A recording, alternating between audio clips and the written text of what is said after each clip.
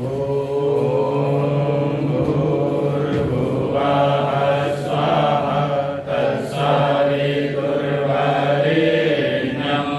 भर्गो देवस्य धीमहि धियो यो नः प्रचोदयात्।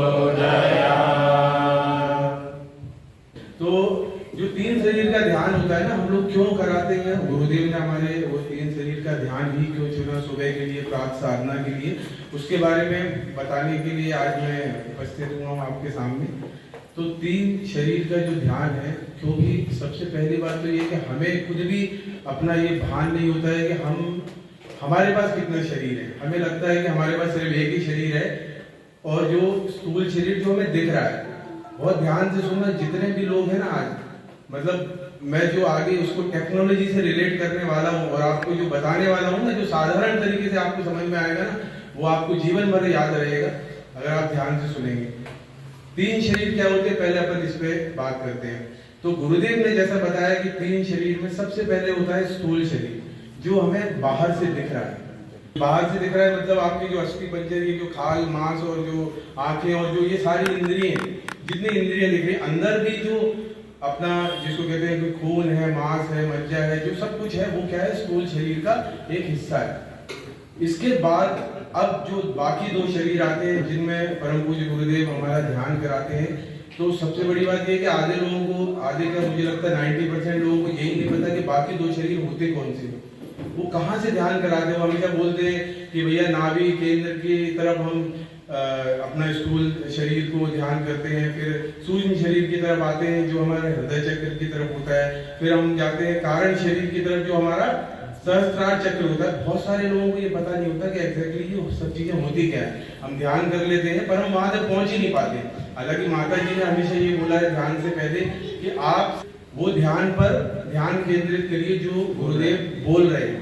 वो अपने आप सूक्ष्म जो चिंतन होता है ना, उसके द्वारा हम वहां तक पहुंच जाते हैं। लेकिन फिर भी बच्चों को, जो नए लोग जुड़ेंगे, उनको समझाने के लिए छोटा सा प्रयास है कि सबसे पहले तो स्थूल शरीर क्या होता है वो आपको समझ में आ गया। अब सूक्ष्म शरीर क्या होता है? तो सूक्ष्म शरीर हमारे जो मन, बुद्धि और अहंकार होते हैं, चित्त होता है, मतलब हम जिससे सोचते हैं। थोड़ा जो हम, जैसे हम अपने शरीर के जो सारे कार्यक्रम करते हैं ना, उसके अंदर एक प्रोसेसर होता है जो हमें इसके लिए सपोर्ट करता है। मतलब हमारा ब्रेन है, बुद्धि है। जैसे हमें कोई चीज करनी है तो हमें सबसे पहले हम उसको किस जगह पे लेके आते हैं? हम अपनी बुद्धि में लेके आते हैं, चित्त में लेके आते हैं, ठीक है। तो उसके द्वारा हम कार्य को क्रियान्वित करते हैं। ये जो शरीर है ये तो सिर्फ एक हिस्सा है, जो जब हम बुद्धि में वो चीज लेके आते हैं, फिर बुद्धि और मन ये डिसाइड करते हैं कि उसको करना कैसे है। तो वो हमारा सूक्ष्म शरीर है, ठीक है। अभी किसी को समझ में नहीं आया, कोई बात नहीं, आप समझते जाओ। इसके बाद तीसरा नंबर जो आता है कारण शरीर। बहुत ही रेयर है, किसी को पता होगा, और जिसको पता चल जाता है, जो इस अवस्था में पहुंच जाता है, जो उसको जागृत कर लेता है, वो महापुरुष बनने से उसको कोई नहीं रोक सकता, क्योंकि वो अपनी स्वयं की आत्मा है।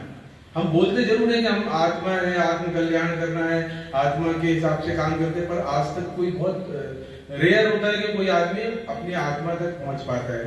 और गुरुदेव का प्रयास जो इस ध्यान साधना है, इसके द्वारा यही है कि हम अपने तीनों शरीरों का ध्यान करें और उस तक पहुंचने की प्रयास करें, धीरे धीरे करके। रोज हम जब नृत्य करते हैं तो कभी ना कभी हम अपनी उस अवस्था में पहुंच जाएंगे।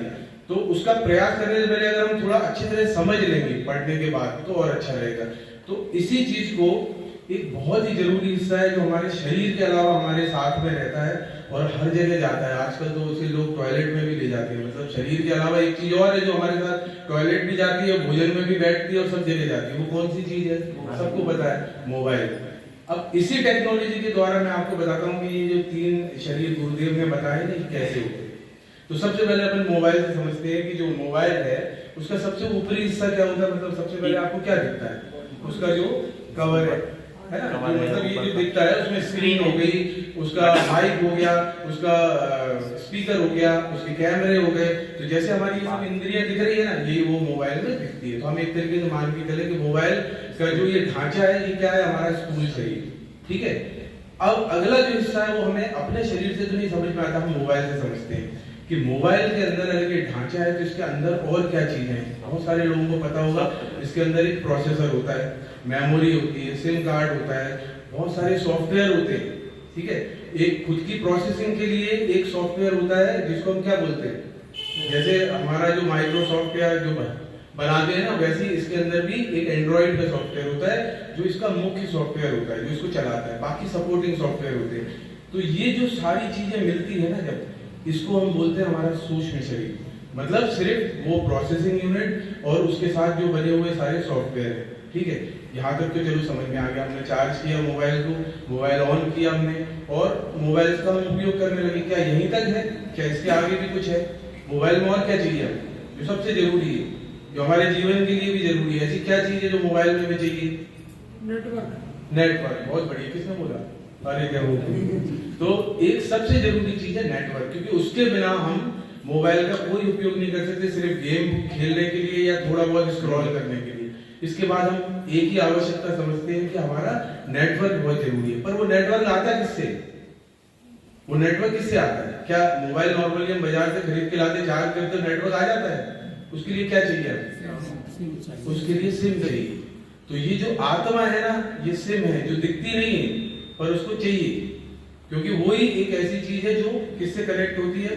अच्छा, सिम कौन दिलवाता है?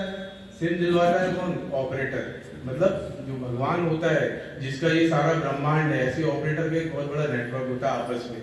तो वो क्या दिलवाता है? वही सिम दिलवाता है। ऐसे हम उसके ही हिस्से हैं, मतलब उस भगवान के हम छोटे से हिस्से हैं जो इस शरीर के अंदर है। अगर ये आत्मा हम नहीं समझेंगे तो हम एक तरीके से ये समझ लीजिए कि गलती से हम आईफोन के अंदर बीएसएनएल की, मैं किसी ऑपरेटर और किसी कंपनी का बिल्कुल भी प्रचार प्रसार नहीं कर रहा हूँ, अभी की टेक्नोलॉजी बता रहा हूँ कि आईफोन के अंदर गलती से आपने क्या डाला? बीएसएनएल की सिम। तो उसके बाद जो गतिविधियां होती है ना, ऐसी स्थिति हमारी होती है कि हम जबरदस्त एक आईफोन लेके, मानव शरीर लेके आते हैं और हम सिम कौन सी डाल के रखते हैं? बहुत पुअर नेटवर्क वाली। कई बार तो नेटवर्क ही उसका काम नहीं करता, या कई हिस्सों में काम नहीं करता, या कई बार ऐसा होता है कि हम प्रयास तो करते हैं पर वो इतना एरर आता है उसमें कि वो कम्युनिकेशन नहीं करता। मोबाइल का मुख्य काम क्या है? मोबाइल का मुख्य काम है कि वो एक दूसरे के संपर्क साधने में काम आता है। मनुष्य का काम क्या है? हम मनुष्य रूप में आते हैं, हम क्या करते हैं? एक दूसरे को संपर्क साध के उसकी सेवा करें। पर जब मोबाइल के अंदर सिम नहीं हो, नेटवर्क नहीं हो, तो किस काम का? क्या संपर्क साध सकता है?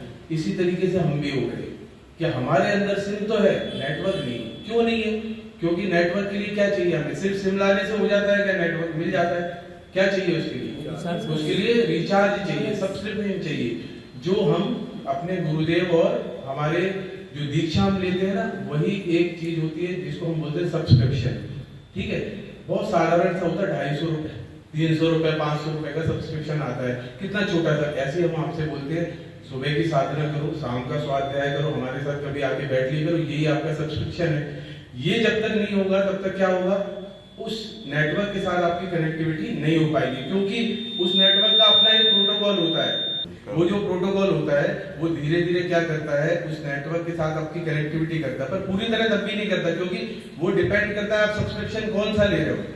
अगर आपने सब्सक्रिप्शन मान लीजिए 150 रुपए का लिया तो वो उतनी सुविधा देगा।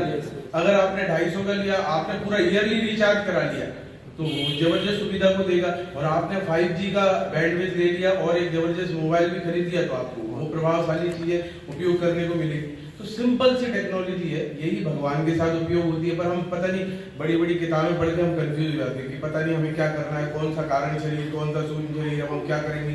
तो थोड़ा सा समझना है हमें अपने आप को कि हमें कौन सा मोबाइल बनना है।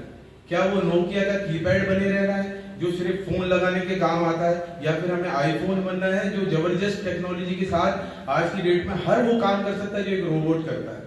आज की डेट में एआई टेक्नोलॉजी, आप सिर्फ बोलेंगे तो वो सारे काम कर देगा। क्या हमें वो जबरदस्त शक्ति बनना है तो हमें क्या चाहिए? हमें आईफोन की तरह, आईफोन मोबाइल की तरह हमें क्या करना पड़ेगा? अपनी प्रोसेसिंग यूनिट को बनाना पड़ेगा। और क्या बनाना पड़ेगा?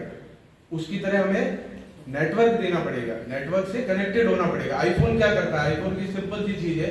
आईफोन में क्या अंतर है? भैया के पास है तो उसमें अंतर क्या है?